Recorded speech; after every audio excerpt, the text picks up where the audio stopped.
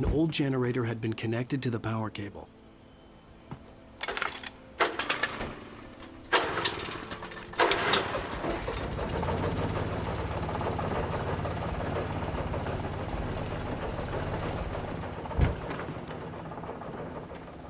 The lights are on!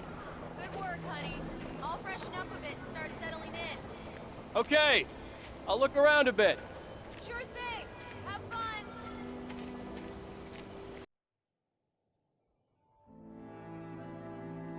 It was a beautiful place. I told myself I could rest here, sleep here, and forget about my work.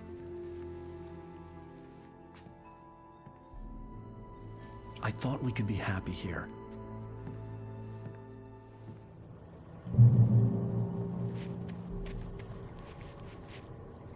Alice had told me about Cauldron Lake Lodge. The old building used to be a hotel, but these days it was no longer open to the public.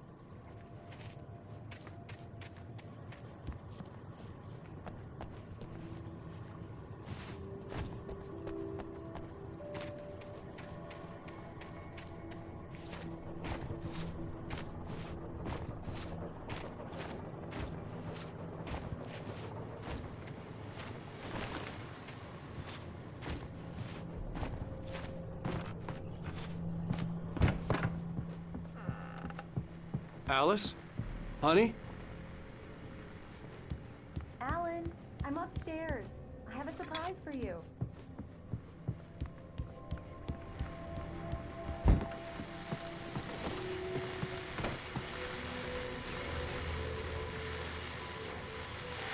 The Deer Fest guests have already started to arrive. Just ran into one on the ferry. A famous artist, no less. We'll see if we can rope him into an interview later on. Now, let's go to the phones. Caller, you're on KBF-FM. Hi, Pat. It's Rose. Why, hello, Rose. What's on your mind? I know who that famous artist was. It was Alan Wake, wasn't it? He's my favorite writer. Well, Rose, I just saw him at the diner. Oh, I am so excited he's here. I'm sure he's glad to be here, too. Well, folks, I guess the secret's out. This is Pat Maine on KBF-FM. And now, some music. Great. So much for keeping a low profile. A shoebox filled with books by Thomas Zane sat on the shelf. I'd never heard of him before.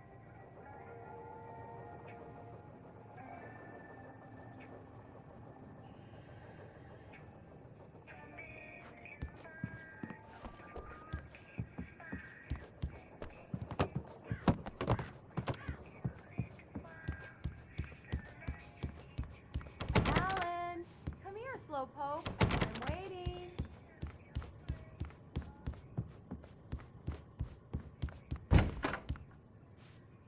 Surprise! Alice? What is this? I guess I have a small confession to make. I thought maybe you could write here that a change of scenery would get you past... Damn it, Alice! Everyone Hey, just hear me out! There's a local doctor, Dr. Hartman. I read a book of his. He has a private clinic here. He specializes in helping artists. So now you want to get me committed? No! It's not like that. That's not... Alan? Alan? Just don't! I don't want to hear it! God damn it, Alice! God damn it! I knew she wouldn't follow me in the dark. I needed some time alone to think things through.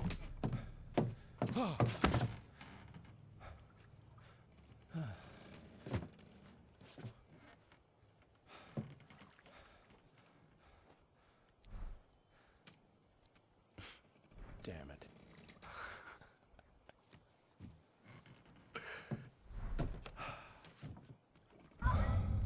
Alice? Alice? Alice! The cabin had gone dark. All the lights were out. Alan! Where are you? Help! Alice, I'm coming! It's all right, I'm coming! What the hell?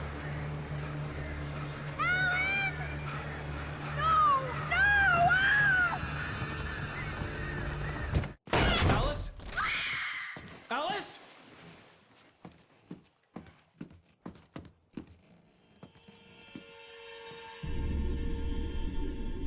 Oh no!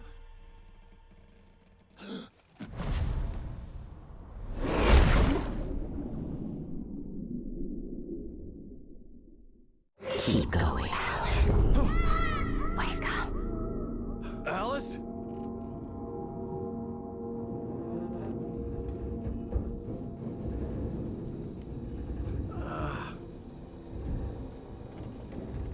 Waking up in the crashed car felt like I had woken from one nightmare and entered another. I couldn't remember how I got there. All I knew was that something terrible had happened to Alice. The phone was dead. I'd have to find help on foot.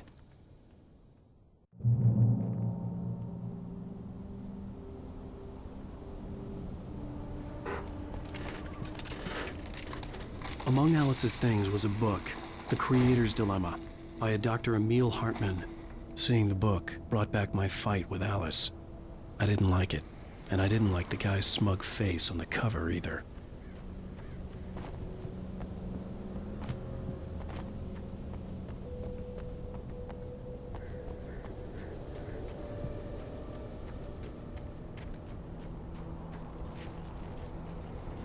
The gas station was my best bet.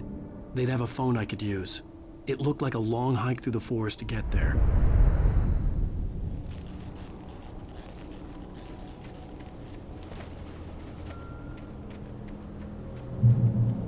Damn.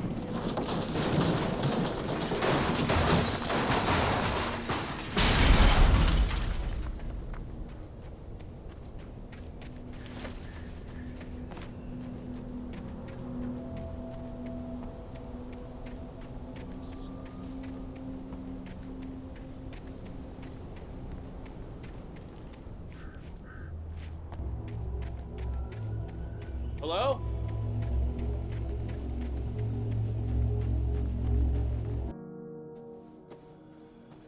Hello? Is someone there?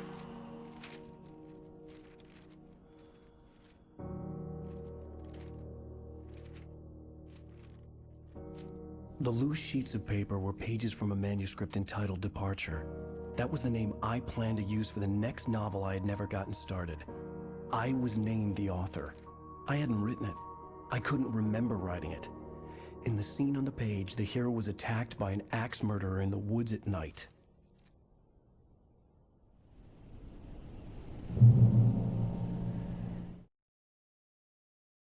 The man turned to face me. His face was covered in shadows. It was hard to make him out in the darkness of the forest that surrounded us, but the axe he lifted was plain to see. It glistened with the blood of his victim. He grinned madly. The shadows were alive, distorting his features.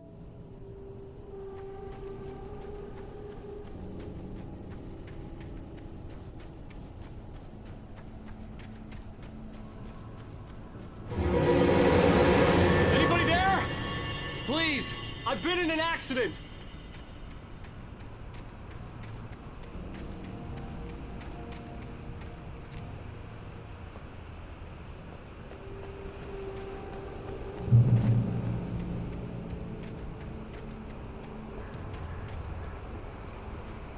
The lights up ahead were a good sign.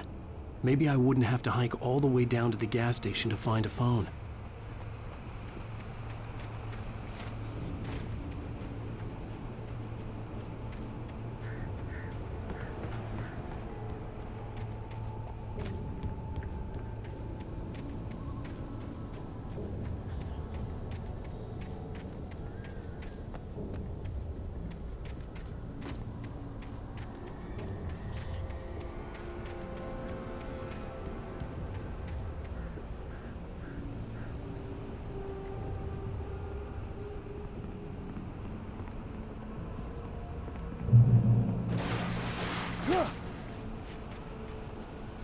Anybody there? Please! I've been in an accident!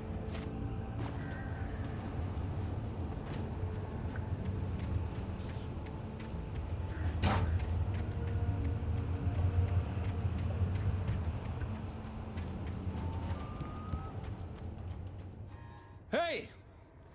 Hey, you! Phil! There's been an accident! I need help! Listen, I need to... titanium cabins for rent in Oh, hell. Carl Stucky. Pleased To meet you. Non-refundable reservation deposit required. Fair and square.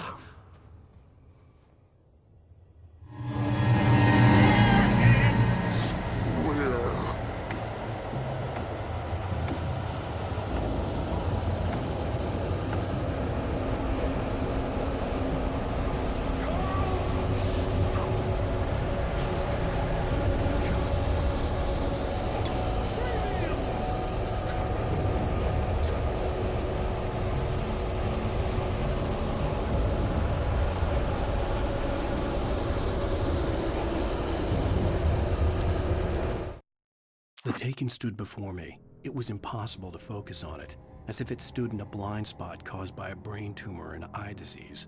It was bleeding shadows like ink underwater, like a cloud of blood from a shark bite. I was terrified. I squeezed the flashlight like my life depended on it, willing it to stop coming any closer. Suddenly something gave, and the light seemed to shine brighter.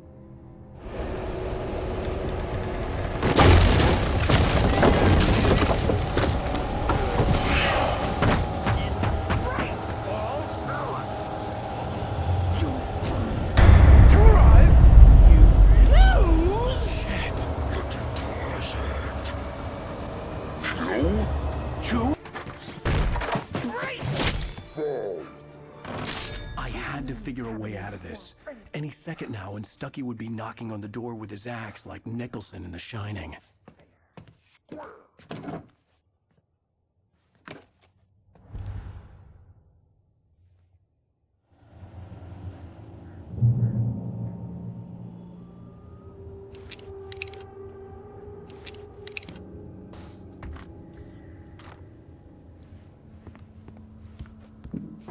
During your recommend trying walking. it's the latest Testably proven health benefits let you kill two birds. one Stone. you can see the sights and keep those cholesterol levels Down. same Time.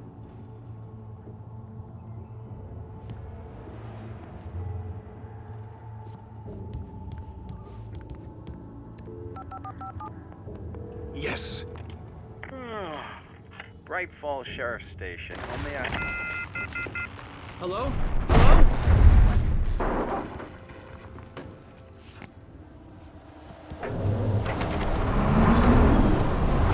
The spat.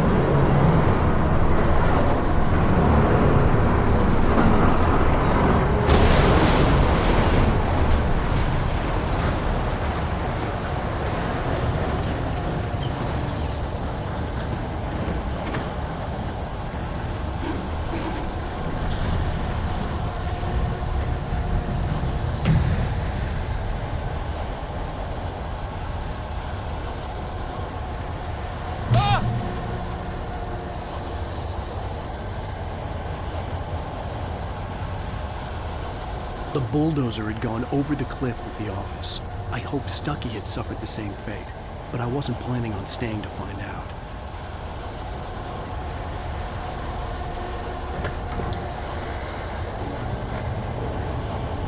There were more of them.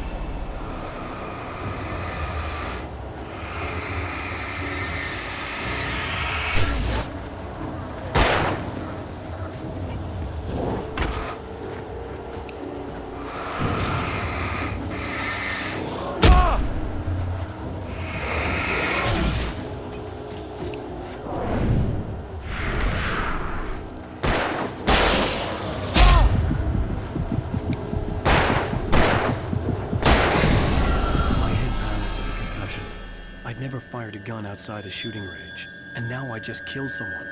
Or something. There were no bodies. They just disappeared. If I was dreaming, it felt real enough to make me sick.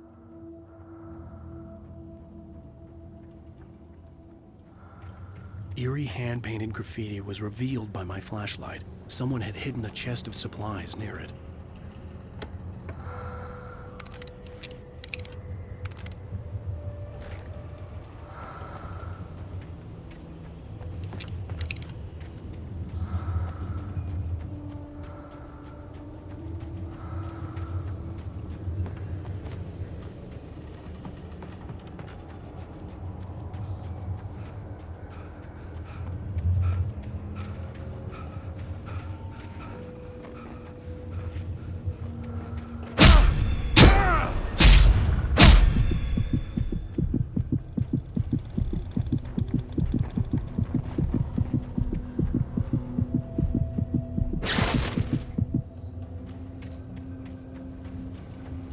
The dark forest was the last place I wanted to go, but I had no choice. I had to get to the gas station.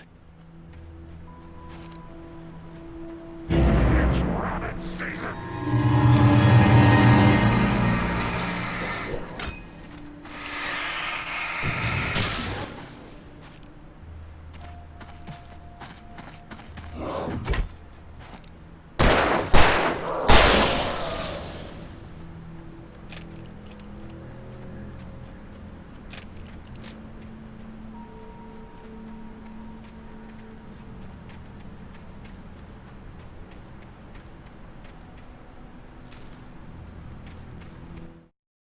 Rose knew she had been gushing, but right now, she didn't care. As far as she was concerned, her brief meeting with Alan Wake was literally the high point of her life. She watched as he got in the car with his wife. She was pretty, confident, at ease with Wake. Not like Rose. They were perfect for each other. She'd have given anything to be called their friend.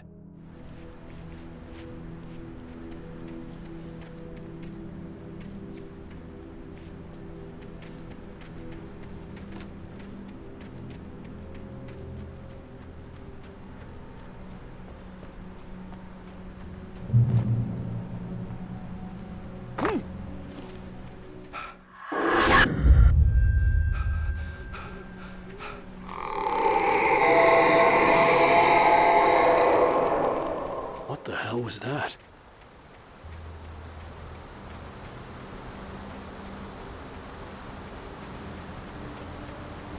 When I saw the river below, something uncoiled itself inside my head. I realized that I'd have to find a way across. I didn't even want to look at the water.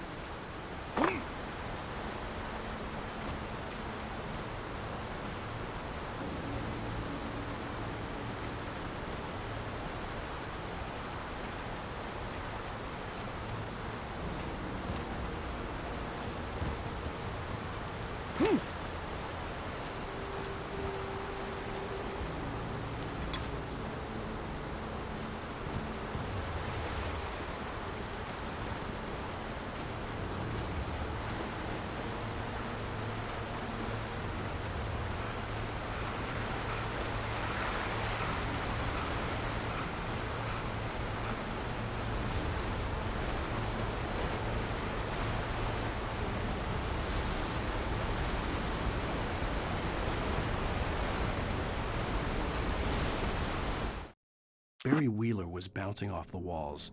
He jumped on a plane after his calls were ignored by both Al and Alice for several days. It could mean that they were both on a second honeymoon, but Barry didn't buy it. Al had been way too unstable for that.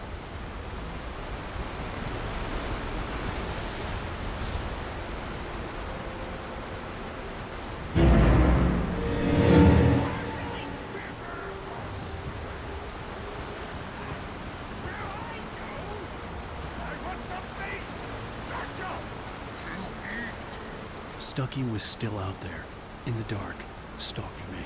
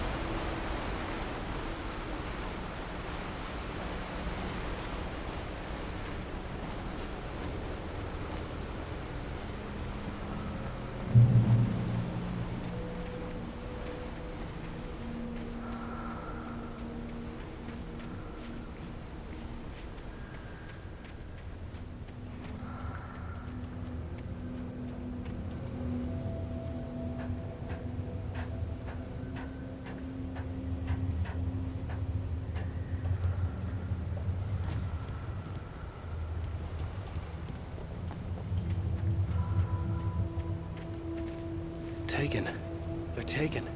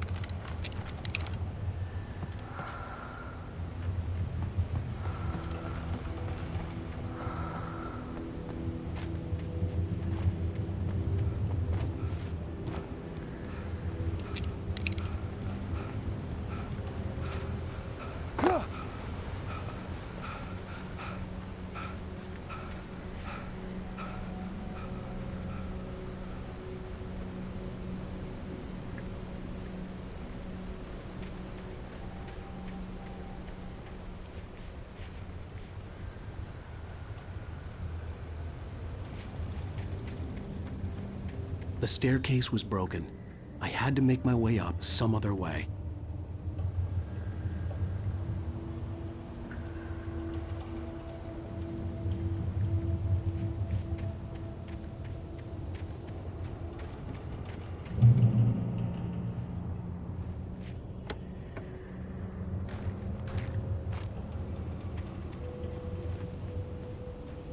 I couldn't stay here. There had to be a way to get up there.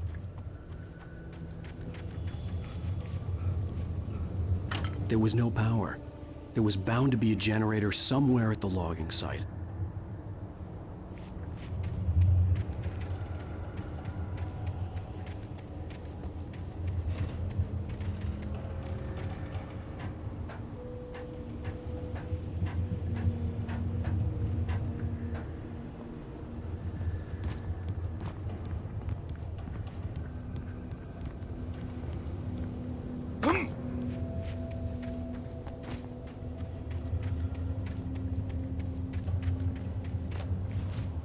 With all this forestry equipment around, there had to be something I could use to reach the top.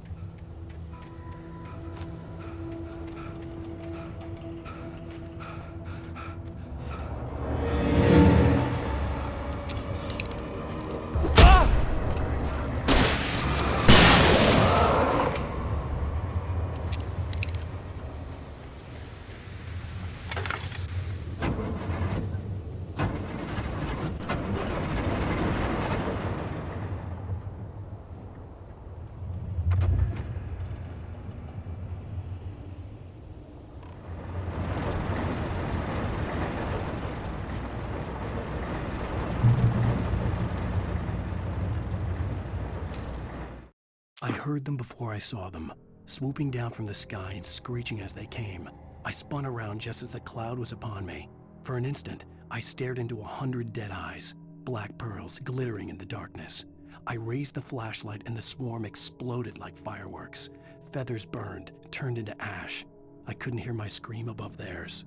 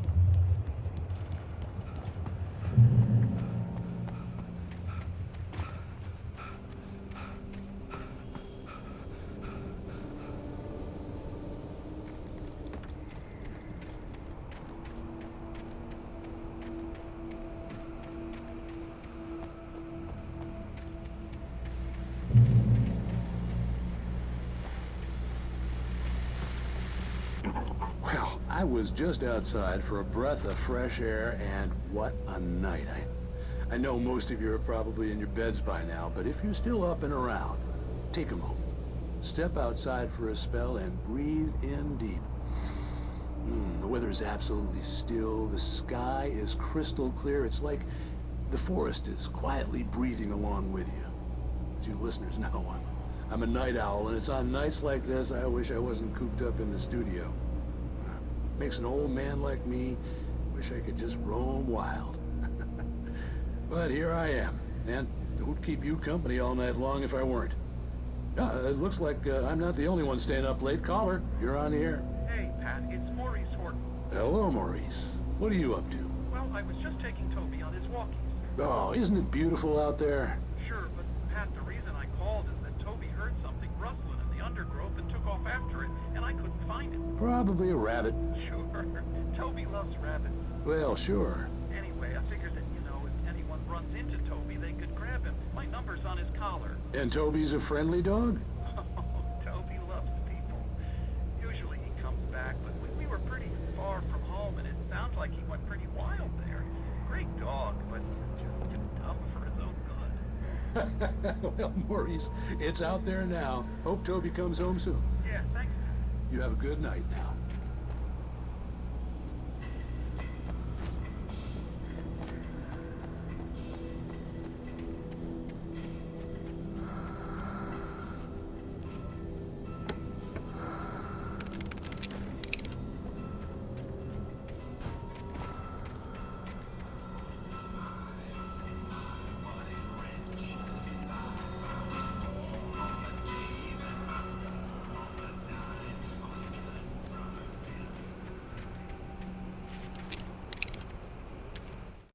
At first, I kept finding the pages as if by accident. The book I couldn't remember was either a terrible and true prophecy or an act of creation that had rewritten the world.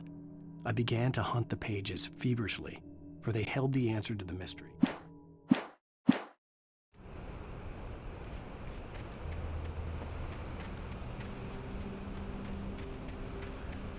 The gas station was closer now, its light welcoming in the darkness.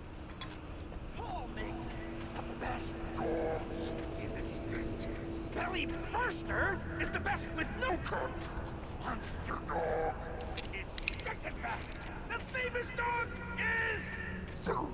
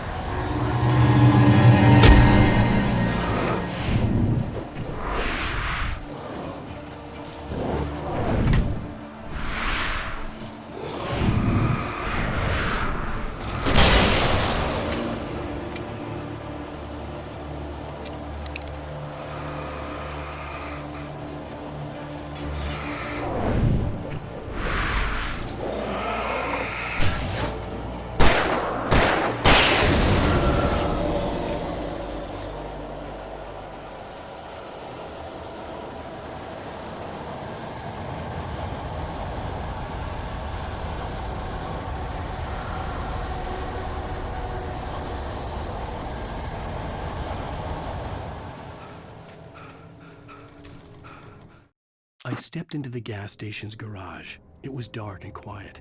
The place was a mess. It looked like someone trashed the place or that there'd been some kind of fight. Light spilled into the room through an open door at the back, and I made my way toward it. Without any warning, I was blinded by a bright light.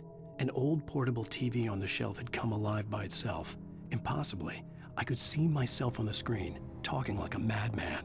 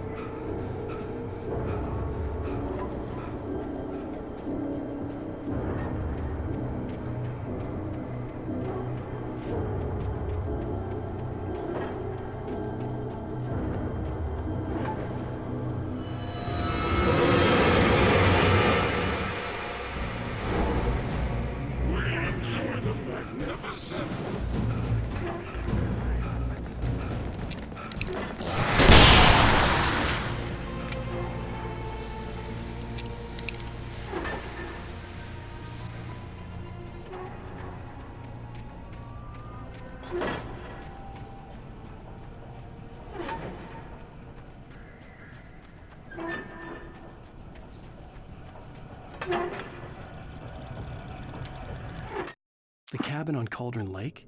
She asked. The sheriff looked at me suspiciously. The early morning light flooded through the office windows. I would probably never have gotten out of the woods alive without her help.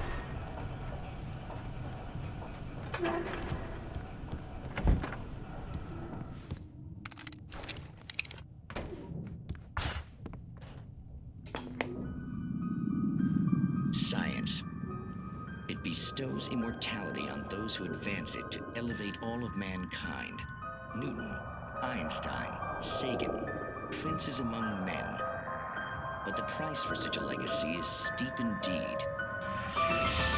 In Night Springs. Tonight's episode, a quantum suicide. If our lives are already written, it would take a courageous man to change the script. Having called a press conference, Dr. Barclay Colvin is about to demonstrate that very courage. Ladies and gentlemen of the press, I am Dr. Barclay Colvin, and I'm glad so many of you could join me here at the Moorcock Institute. Tonight, I'm going to give a practical demonstration of the many worlds interpretation. As you can see, this is a loaded 9mm pistol. It shall be part of a thought experiment. And now, a real experiment, known as a quantum suicide. Did he say suicide? Is that a real gun? He's kidding, right? Please, please, stay calm. There is no risk. Observe what occurs when I place the weapon against my own forehead. Now, you might think this round is merely a dud. Not so. Observe the flower pot. And yet, I myself cannot be harmed with this gun. With each pull of the trigger, two new realities branch off. One in which the weapon didn't fire, and one where it did. With my machine here, I have ensured that this reality is always the former. I have bestowed upon myself quantum immortality. Under no circumstances can this gun kill me. So wait. What you're saying is that every time you pull the trigger, in another reality, you die? Yes, of course, but that's completely trivial. There's an infinite number of things that could happen at any moment, and they always do happen somewhere.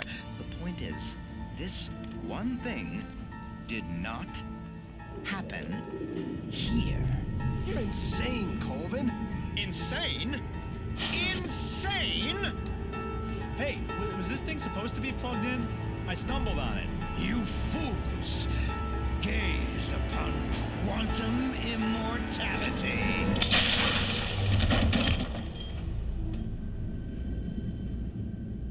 Poor Dr. Colvin, felled by his own hubris or the ignorance of the masses.